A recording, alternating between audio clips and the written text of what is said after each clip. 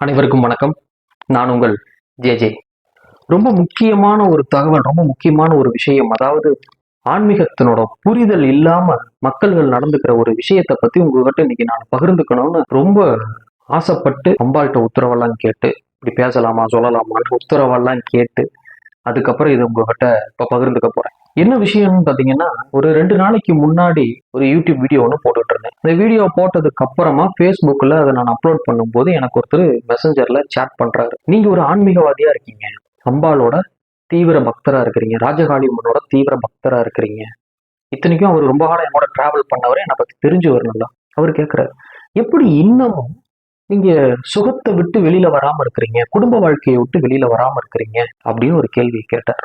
எனக்கு அப்படியே என்ன இதுக்கு பதில் சொல்றதுன்னு எனக்கு உண்மையிலேயே புரியல. ஆனா இதுக்கு பதில் ரொம்ப ரொம்ப ஈஸி. ஏன் எனக்கு பதில் சொல்ல புரியல தெரியல யோசிச்சேன் அப்படின்னா, இத்தனை வருஷமா என் கூட டிராவல் பண்ண இவரே இப்படி ஒரு கேள்வி கேட்கிறாரு அப்படின்னா, மற்றவங்கெல்லாம் நான் இப்ப வரைக்கும் ஒரு 130 வீடியோஸ் போட்டிருக்கேன்.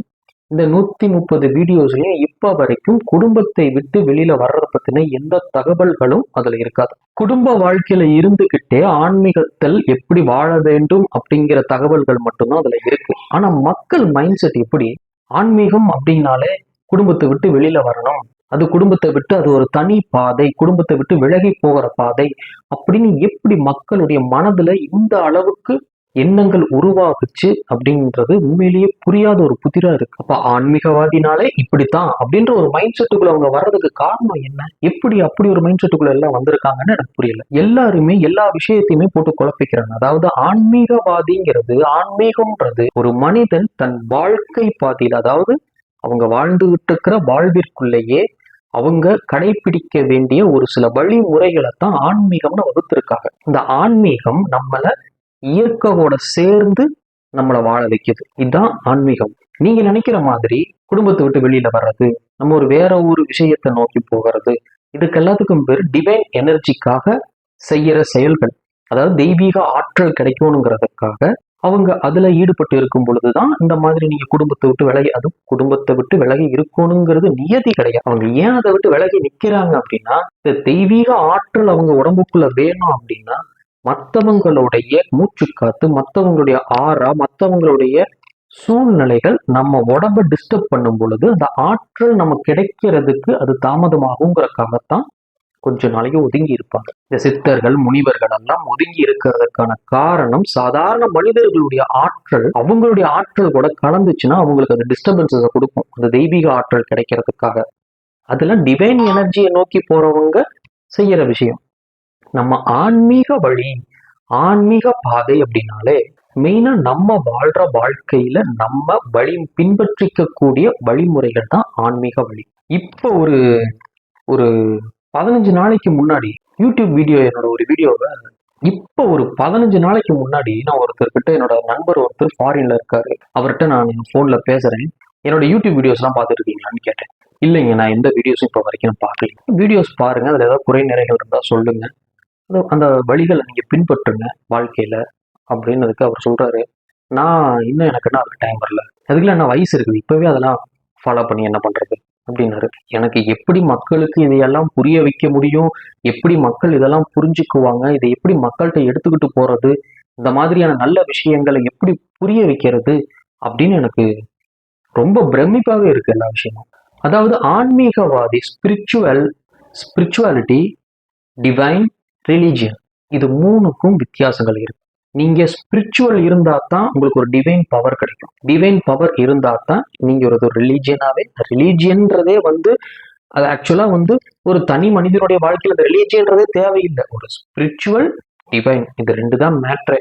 பட் இன்னைக்கு எல்லாம் ஸ்பிரிச்சுவலையும் டிவைனையும் தூக்கி ரிலீஜியனுக்குள்ள வச்சிருக்கணும். அந்த ரிலீஜியனுக்குள்ள வைக்கும் பொழுது பாகுபாடு வருது, பிரிவினை வருது. பிரிவினை வரும் பொழுது ஒருத்தர் இன்னொருத்தர் குறை சொல்ல, இன்னொருத்தர் அவங்கள குறை சொல்ல, இப்படியே அது தவறான கருத்துக்களா மக்கள் கிட்ட போய் பிரிஞ்சு போக ஆரம்பிச்சிருது. ஸ்பிரிச்சுவலும் டிவைனும் ரிலீஜியன் கிடையாது. தெய்வீக ஆற்றல் கிடைக்கிறது தான் டிவைன் எனர்ஜிக்காக போறவங்க. அதுக்கு போறவங்க தனியா இருப்பாங்க. ஸ்பிரிச்சுவாலிட்டி, ஆன்மீகம், அது சாதாரண நம்மளது வாழ்க்கையில வாழும் பொழுது நம்ம பின்பற்றிக்க கூடிய, நம்ம வாழ்க்கை பாதையில வழி நடத்தக்கூடிய ஒரு வழிமுறை தான் ஆன்மீகம். அதை முதல்ல எல்லாரும் தெரிஞ்சுக்கணும். சந்தன பொட்டு நெத்தி நிறைய வச்சிருக்கிறது நம்ம உடலையும் மனசையும் குழு குழுன்னு வச்சிருக்கும். இந்த இடத்துல குங்குமத்தை வச்சிருக்கிறது நம்மளை ஒருநிலைப்படுத்தி இருக்கும், நம் எண்ணங்களை ஒருநிலைப்படுத்தி வச்சிருக்கும். அப்ப நமக்கு எண்ணங்கள் மாறாது, திசை மாறாது, தேவையில்லாத ஒரு பிரச்சனைக்குள்ள போய் நம்மளா சிக்கிக்க மாட்டோம். ஒரு விஷயத்தை செய்யறதுக்கு முன்னாடியே நம்ம பல தடவை யோசிப்போம். அந்த யோசிக்கும் திறனையும் உருவாக்கும். யோசிக்கும் பொழுது சரியான வழி பாதையையும் அது கண்டுபிடித்து கொடுக்க பயனுள்ளதாக இருக்கும். அதே மாதிரியே நெத்தி நிறைய குளிச்ச உடனே விபூதி வைக்கிறது எதற்காக? நமச்சிவாயான்னு சொல்லி எல்லாம் விபூதி வைக்கிறோம். இந்த நமச்சிவாய ஈசனை நினைச்சுதான் வைக்கிறோம்.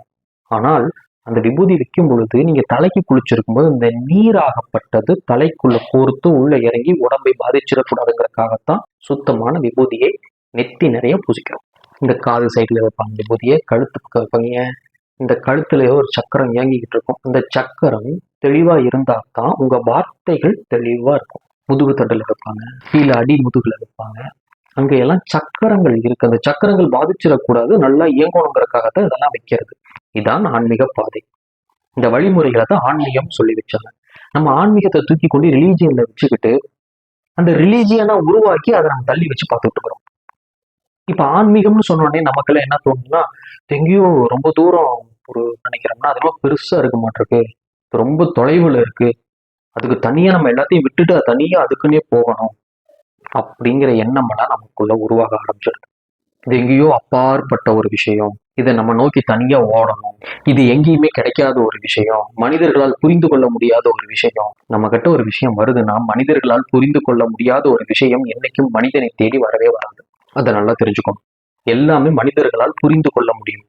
நம்ம புரிஞ்சுக்கணும்னு அதை ட்ரை பண்றது இல்லை, அவ்வளவுதான். அப்ப நம்ம அந்த ஆன்மீக பாதை நம்ம அதை ரொம்ப எக்ஸாகரேட்டா யோசிச்சு நம்ம ரொம்ப பெரிய அளவுல அது ரொம்ப பயங்கரமா இருக்கும் அப்படின்ற எண்ணத்தினால அதனோட உண்மை தன்மையை நம்ம புரிஞ்சுக்கிறது இல்லை. அப்ப ரியல் லைஃப்ல ரியாலிட்டிக்குள்ள இருக்கிறத நம்ம மறந்துடுறோம். அது ஏதோ தனி பாதைன்னு நம்ம நினைச்சுக்கிட்டு நம்மளுடைய வாழ்க்கையில நம்ம செய்ய வேண்டிய விஷயங்களை நம்மளே ஒதுக்கி வச்சு போட்டு அதுக்குள்ள போறோம். ரெண்டையும் கலந்து, அதாவது சாதாரணமா நம்ம வாழ்ற வாழ்க்கையில ஆன்மீகத்தை பயன்படுத்தி வாழ ஆரம்பிச்சோம்னா, இந்த ஆன்மீகத்தை பயன்படுத்தி வாழ ஆரம்பிக்கிற வாழ்க்கையில் என்னைக்குமே துன்பங்கள் இருக்காது. துன்பங்கள் இருக்காது அப்படின்னா அப்ப அவங்களுக்குள்ள துன்பமே வராதா? துன்பம் வந்தாலும் அதை ரொம்ப எளிமையா எடுத்துக்குவாங்க. அதை ரொம்ப போட்டு குழப்பிக்கிட்டு கற்பனை பண்ணிக்கிட்டு கற்பனை திறனால் அது அப்படி ஆயிடுமோ இப்படி ஆயிடுமோ இந்த விஷயத்தை எல்லாம் அவங்க போட்டு குழப்பிக்க மாட்டாங்க. சாதாரணமாவே அவங்களுக்கு எவ்வளவு பெரிய பிரச்சனை வந்தாலும் அவங்க ரியாலிட்டிக்குள்ளதான் இருப்பாங்க. அதை ஒரு பெரிய அளவுல எடுத்துக்க மாட்டாங்க. அதை சாதாரணமா அவங்க டீல் பண்ணுவாங்க. அதனால அவங்க பெருசா துன்பத்தை அனுபவிக்க மாட்டாங்க. எவ்வளவு பெரிய கஷ்டங்கள் வந்தாலும் அதை ஒரு சாதாரணமாகத்தான் அவங்க மைண்ட் செட் பண்ணிக்குவாங்க. இதுதான் ஆன்மீகத்துக்குள்ள இருக்கிறவங்களுடைய விஷயம். அடுத்தவங்களை ஏமாத்தி ஒரு பொருளை நம்ம அடையணும் அப்படின்ற எண்ணம் 99% இந்த ஆன்மீக பாதையில இருக்கிறவங்களுக்கு வராது. ஒருத்தவங்க பசியோட இருக்கும் பொழுதும் நம்ம கிட்ட இருந்தாலும் அதை கொடுக்காம நம்ம வச்சுக்கிட்டு போறவங்க நிறைய இடத்துல நம்ம பார்த்துருப்போம். அதுவும் இந்த ஆன்மீக பாதையில போறவங்களுக்கு வராது. ஒரே குடும்பமா ஒரு 10 பேர் இருக்கும் பொழுது இந்த 10ல ஒரு ஆள் ரொம்ப கஷ்டப்படுறாங்க அப்படின்னா இந்த மீறி இருக்கிறவங்கள ஆன்மீக பாதையில போறவங்க இருந்தாங்கன்னா அந்த ஒரு ஆள் நல்லது செய்யறாரா, ஏன் கஷ்டப்படுறாரு, அதை அனலைஸ் பண்ணி கை கொடுத்து தூக்கி விடுறதுக்கு முயற்சிப்பார்கள். இது எல்லாமே ஆன்மீக பாதையில போறவங்கனால மட்டும்தான் முடியும். ஏன்னா அந்த ஆன்மீக பாதை நம்மளைய அதுவாவே பலப்படுத்தும். ஒருத்தருக்கு ஒரு விஷயத்தை பத்தி ஒரு சூழ்நிலையை பத்தி நம்ம என்னதான் சொல்லிக்கிட்டே இருந்தாலும் அவங்களுக்கு அது புரியாது. அவங்க அதை அனுபவிச்சால் மட்டுமே தான் அதனுடைய முழு அறிவு அவங்களுக்கு கிடைக்கும். அனுபவத்தால் வருவதே முழுமையான விழிப்புணர்வு. என்ன நீங்க புக்ல படிச்சாலும் எத்தனை பேர் எத்தனை விஷயத்த சொன்னாலும் அவங்களுக்கு அது புரிஞ்சுக்க முடியாது, உணர முடியாது. அது உணரணும்னா நம்ம அனுபவத்துல வரணும். அப்ப இந்த ஆன்மீக பாதைங்கிறது நம்மளை உணர்வு ரீதியா ஒவ்வொரு செயல்பாடுகளையும் அனுபவிக்க வைக்கும். அப்போ ஒவ்வொரு செயல்பாடுகளையும் உணர்வு ரீதியா அனுபவிக்கும் பொழுது அதற்கான விடையும் அதற்கான விஷயங்களையும் தெளிவா நம்ம இருந்துக்குவோம். அடுத்தவங்களுக்கு உதவி செய்யறதாகட்டும், நம்மளையவே காப்பாத்திக்கிறதாகட்டும், நம்ம குழந்தைகளை நம்ம வழி நடத்துற வழிமுறைகளாகட்டும், இது எல்லாமே தெளிவா இருக்கும். ரொம்ப அதிக ஆசைகள் இருக்காது, பேராசைகள் அதிகமா இருக்காது. என்ன தேவையோ அதன் மேல் மட்டும்தான் நோக்கம் இருக்கும். அதை எப்படி நம்ம உருவாக்கிக்கிறது அப்படிங்கிறத ஜாலியா ஈஸியா ஃப்ரீயா உருவாக்கிக்கலாம். எவ்வளவு பெரிய பிரச்சனை வந்தாலும் அதை போட்டு ரொம்ப குழப்பிக்க மாட்டாங்க. எவ்வளவு பெரிய பிரச்சனையா இருந்தாலும் அதற்கு விடை ரொம்ப சிம்பிளா தான் இருக்கும். Each and every problem has the simplest solution. சிம்பிளா தான் இருக்கும் சொல்யூஷன். நமக்கு கண்டுபிடிக்க தெரியாது, ஏன்னா நம்ம ரொம்ப பெரிய அளவுல வச்சிருக்கோம். அதை ரொம்ப சாதாரணமா டீல் பண்றது ஒரு ஆன்மீகவாதினால மட்டும்தான் முடியும். அப்ப அந்த ஆன்மீகம்ன்றது ஒரு பாதை, ஒரு வழிமுறை, நம் வாழ்வில் வாழ்வதற்கான ஒரு வழிமுறை. அதை கொண்டுட்டு நீங்க ரொம்ப தூரத்துல இருக்கு, அதை நம்ம போய் அடையணும், அது அப்படி இது அப்படி, அது நம்ம குடும்பத்தை விட்டு வெளியில கொண்டுகிட்டு வந்துடும், நம்மளுக்கு நிறைய கஷ்டங்களை கொடுக்கும், இப்படி நிறைய போட்டு யோசிச்சுப்போம். தூரத்துல இருந்து பாக்குறாங்க, நம்மளை விட்டு வெளியில இருந்து ஆன்மீக பாதையில அல்லாதவர்கள் நம்மளை பார்க்கும்போது நம்ம ஏதோ கஷ்டத்துல இருக்கோம் அப்படின்னு தான் நினைப்பாங்க. ஆனா சந்தோஷமா இருக்கிறவங்கிறது நமக்கு மட்டும்தான் தெரியும், அவங்களுக்கு அது புரியாது. நிம்மதியா இருக்கிறவங்கிறத நமக்கு மட்டும்தான் தெரியும்.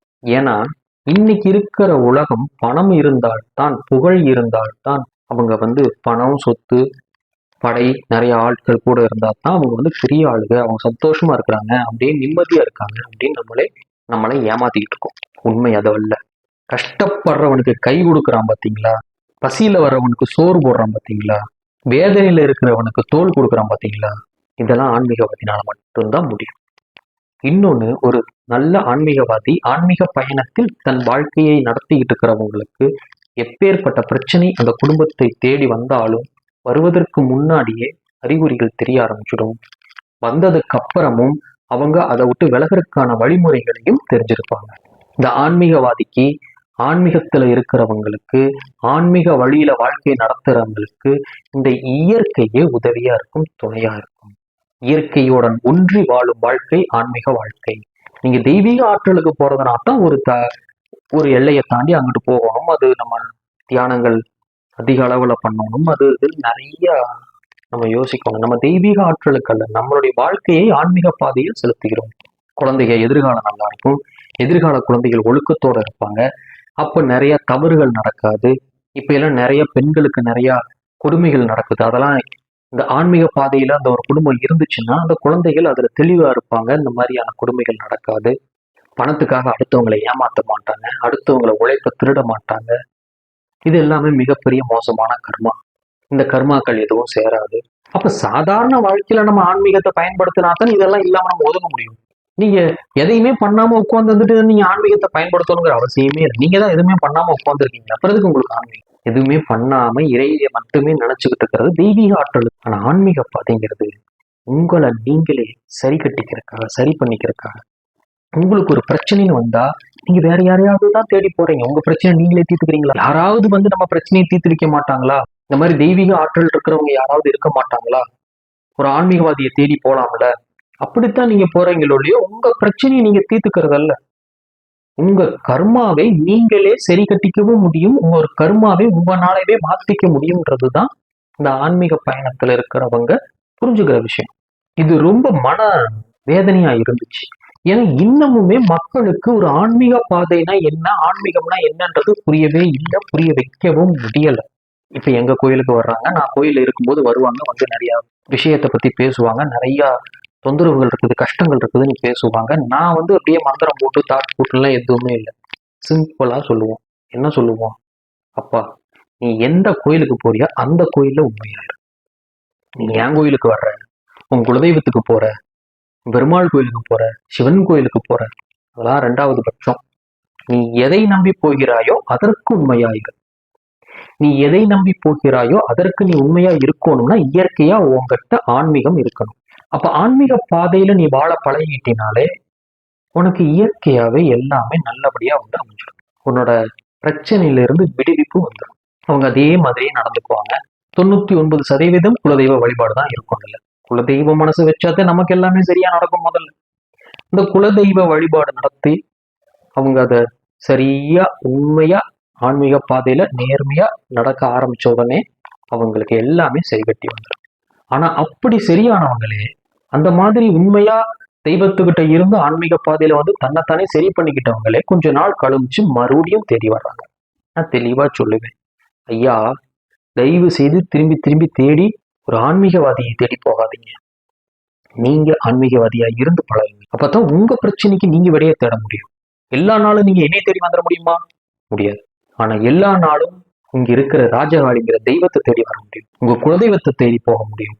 நமச்சிவாயத்தை தேடி போக முடியும். கந்த பெருமானை தேடி போக முடியும். வரதராஜ பெருமானை தேடி போக முடியும்.